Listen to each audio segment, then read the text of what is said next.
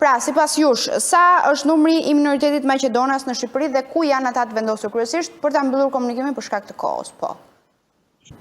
Komuniteti Maqedonas jeton zyrtarisht në zonat e Gorës, Vullobërdës, Prespës, Vërnikës, në zonat e vogël për gjatë kufirit shqiptaro-Maqedonas.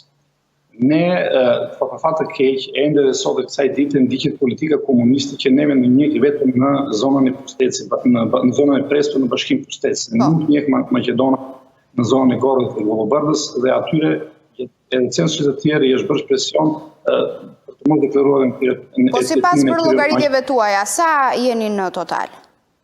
Kur do kemi një census real, do njohim sa është numri real, po që Komuniteti Maqedonas dhe Shqipëria është mbi 100.000 pjesëtar në tërë territorin e Republikës së Shqipërisë, sepse nga gjithë to zona minoritare ne kemi lëvizur, sidomos gjatë këtyre 30 viteve, po në kohën e komunizmit në qytetet më të mëdha. Sot kemi pjesëtar të Komunitetit Maqedonas në çdo qytet më të madh shqiptar.